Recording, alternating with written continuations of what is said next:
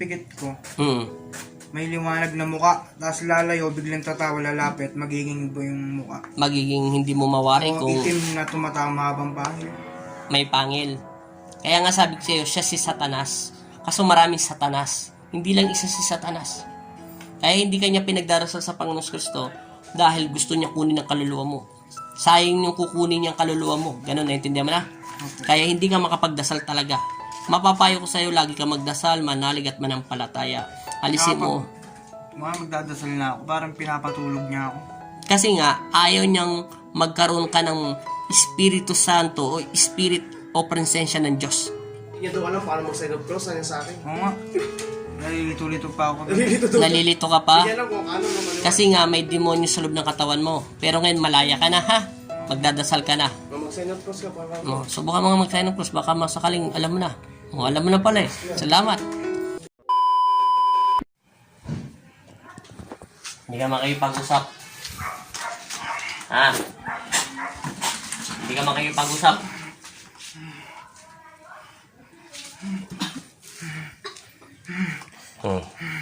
Bakit tayo mo makipag-usap sa akin bilang instrumento ng Panginoon Kristo? Ha? Anong nilalang ka sa loob ng katawan niya? Ha? Anong nilalang ka sa loob ng katawan niya?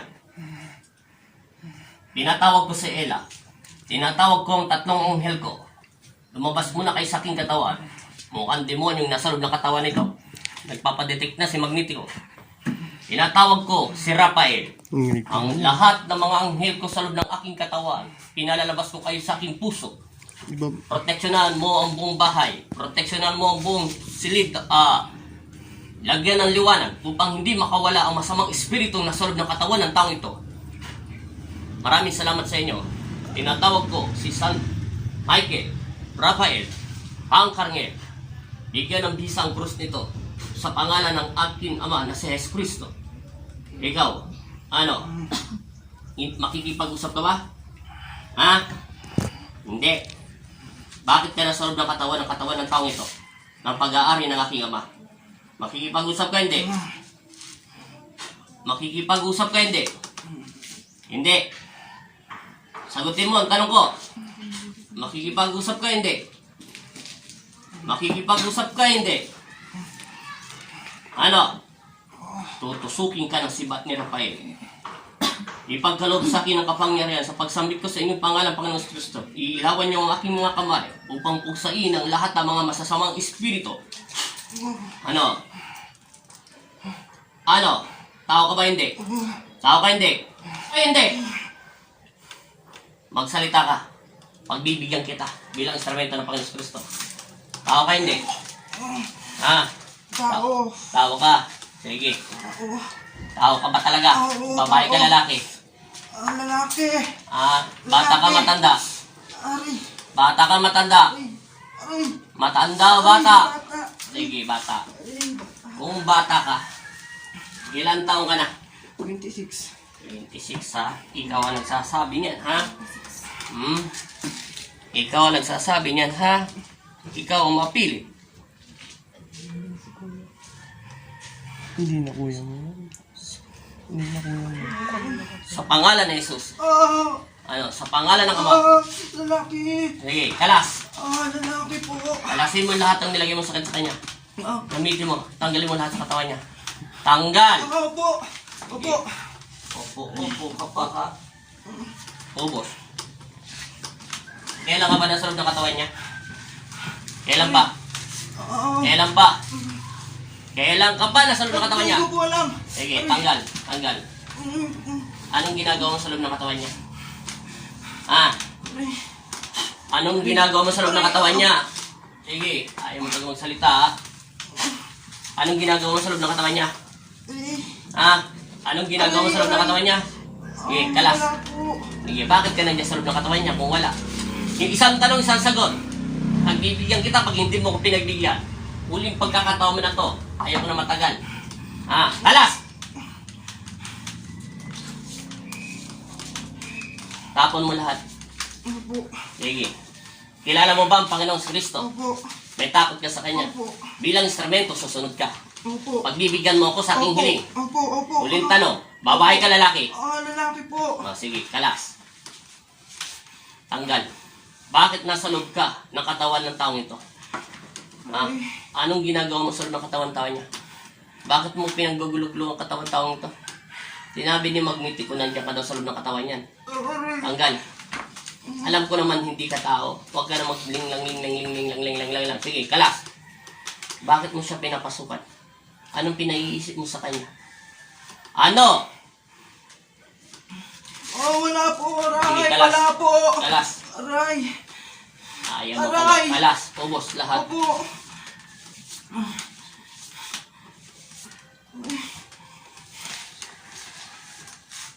Ubos lahat. Opo. Lahat. Opo. Lahat. Opo, aray. Aray. Minute na. Oh. Minute na. Hindi. Holy water pa lang yan. Ibig sabihin, napapasok ka sa holy water. Sige, kalas. Kalas. Ubos. Hindi to tao. Ano nga po niya, lagi niya pinagtan sa akin yun. Meron daw siya lagi nakitang itim. Mayroon itim sa loob ng katawan. Oo nga po sa akin. Pangit. Tapos minsan daw po yung mukha niya nagiging itim. Totoo ang sinasabi ng kanyang ano. Hindi to tao. Mapangling lang to. Demonyo to. Maitim. O body spirit. Tinutukoy ko pa kung saan to nagmula. Oo po. Kung saan to nagmula, kung saan ba to galing, sa bahay nila, o sa trabaho niya. Tanggal. Bawal makinig dito, demonyo. Huwag mo nang gamitin kasi ang utak niya. Nahuli ka na ng demonyo. Bakit ayaw mo pang umamin na ikaw ay satanas o ikaw ay demonyo? Kalas. Titignan ko pa. Dito hindi ka makakapagsinungaling. Sisilipin ko kung paano ka nakapasalog ng katawan niya. Masamang espiritu ka. Hindi to tao. Huwag ka na magsinungaling pa. Dahil pinakita ka na ng Panginoong Kristo sa loob ng katawan niya. Hindi iinit sa iyo ang krus sa puso mo ng ganong kabilis.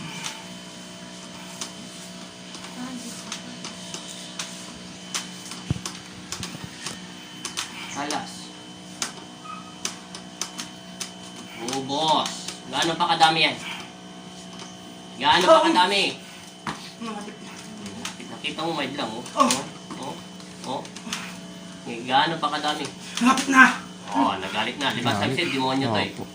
Sabi ko sa'yo, alam kong demonyo ka. Huwag ka na magsinungaling pa sa loob ng katawan niya. Mismo ang anghel ng Panginoon Kristo ang nagsasabi na sa akin, hindi magsisinungaling ang mga anghel ko. Tinawag ko ng lahat ng anghel ko. Sinelyuhan niya ng buong bahay na ito. Pati pinopestuhan mo, kaya hindi ka basta-basta makakawala. Naiintindihan mo sinasabi ko sa'yo, Satanas! Oo. Oo. Oo. Sundo ko. Kalas! Oo. Sige, tingnan mo, napapaso na siya. O, di ba? Ayun na, lumabas na si Satanas sa loob ng katawan niya. Sige. Sisibatin ko ang puso mo ng krus. Maniwala ka sa akin. Alam ko naman ikaw si Satanas, naggagawa ka pa ng kwento eh. Hindi to kinukulam. Gagamitin mo lang ang ito ha, papaliwanag ko sa inyo ha, nanonood ha. Opo.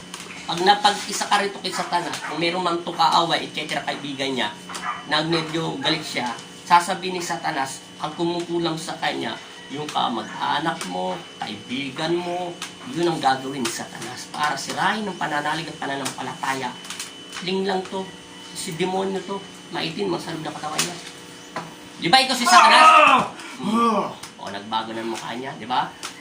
Kaya pag nagpaisa kayo dyan, yung gusto magpaturo sa akin magpagamot, ito ang sinasabi ko sa inyo, hindi lahat ng tao ay pinukulang. Gagamitin lang ni Satanas ang kanyang isip na kung sinong taong nagagalit o pinagagalitan sa kanya. Iisipin ni Satanas yun yung nagagalit sa iyo. Pinukulang kanya. Siyempre, papasok sa isipan niya yun. Tanggal, Satanas! Hindi ka na makakawala dyan. Sinelyuhan ka na ng mga anghel ng Panginoon Kristo. Kalas. Kalas. Kalas, o, diba? Uminit na ang krus. Uminit na ang krus. Sige, kalas. Sige, kalas. Sabi ko sa iyo. Diba? Uminit na ang krus. Salbahe ka, Satanas. Sinabi ko na sa iyo, Rafael, Arcangel, lumabas at ilabas ang mga sandata. Tusukin kung aabanti ito. Pag umatak ito ng mabilisan, sibatin nyo na agad ang puso niya. Wala tayong panahon dito makipag-usap. Sinungaling kong demonyo ito.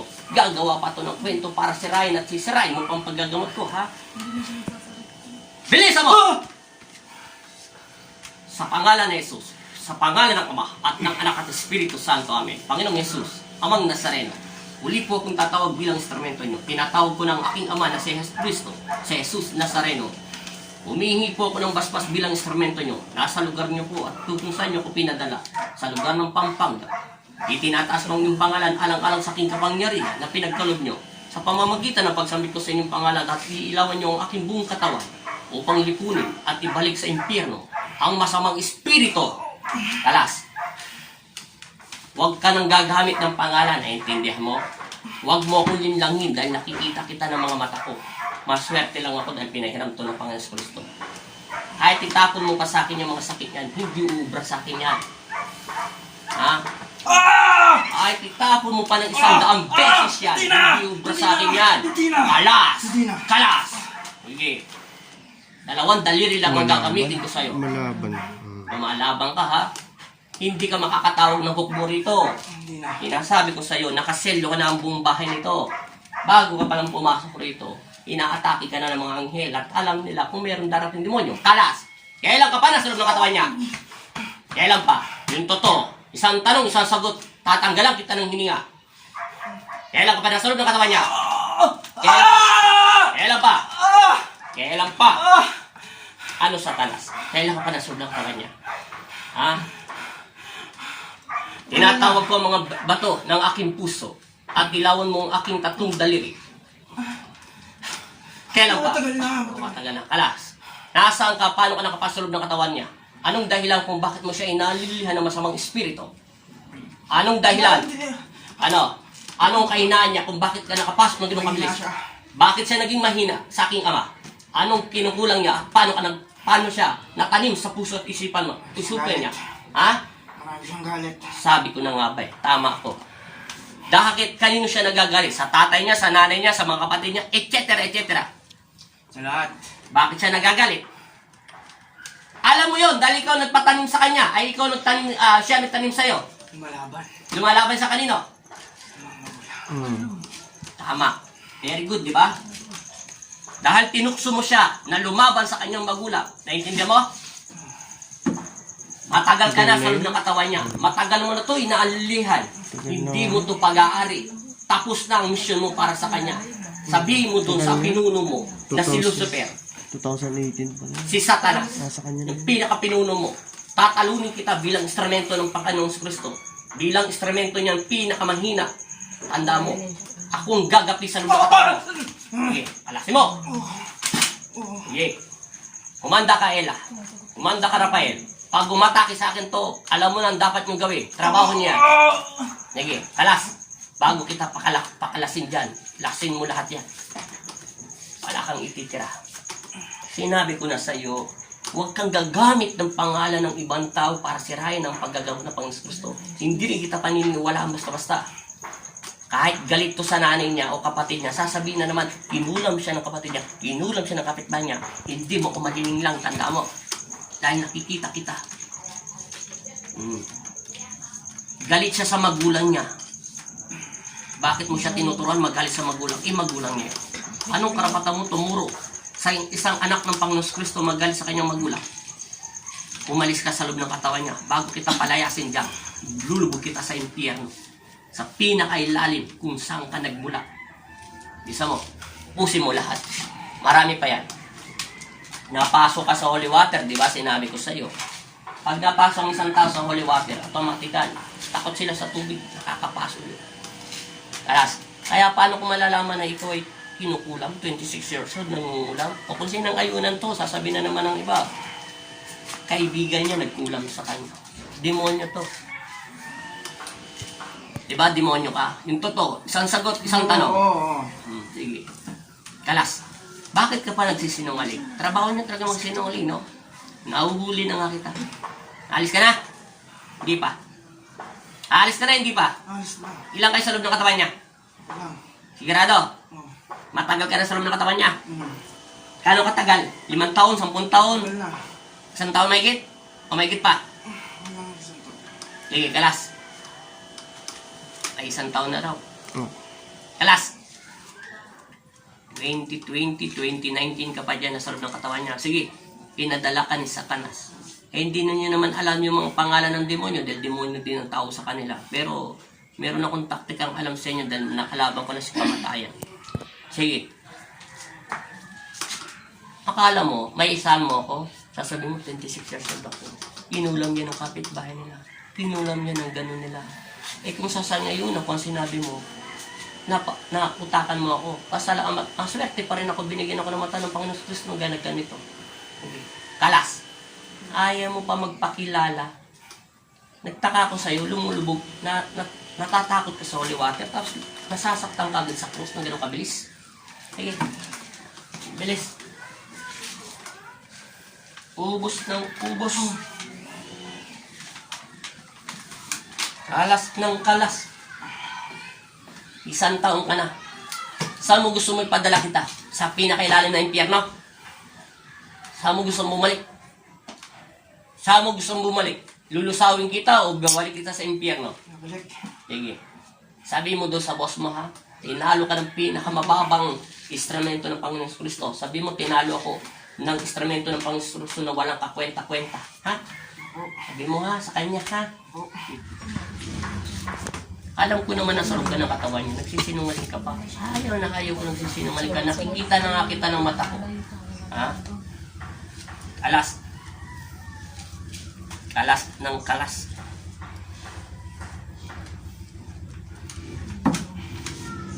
Dami yan, isang taon. 17. Mag-18 na po. Hindi tinataman yung daliri mo. Hindi po.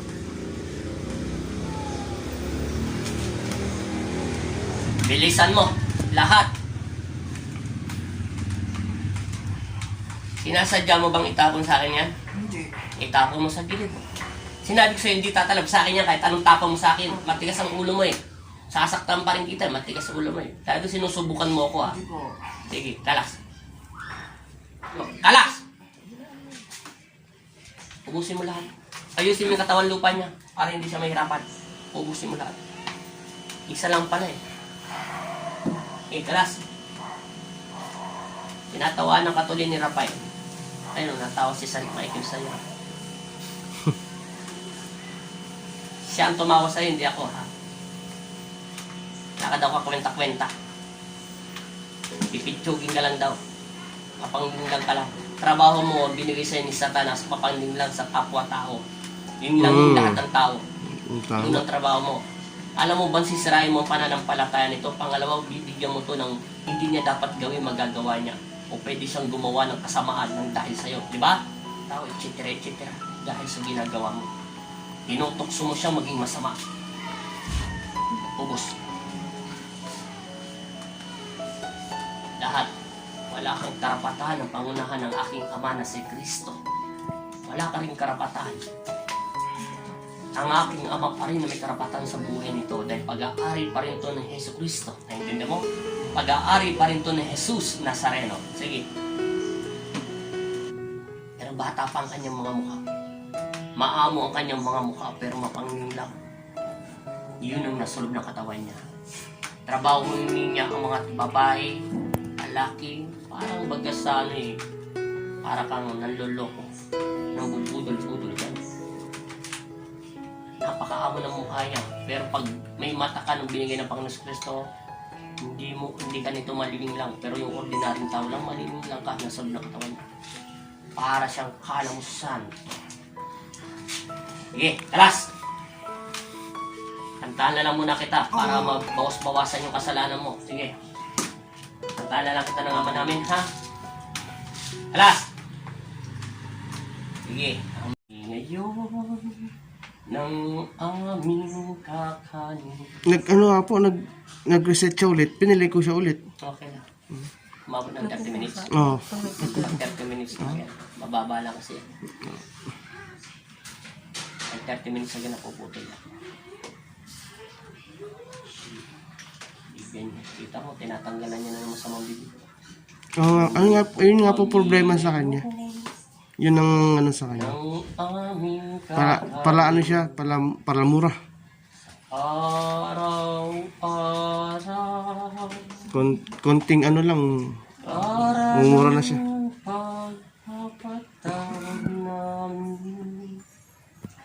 na nagkakasala sa amin. At wag mo kami ipahimpulot sa tukso, at iadyan mo kami sa lahat ng masama. Amen.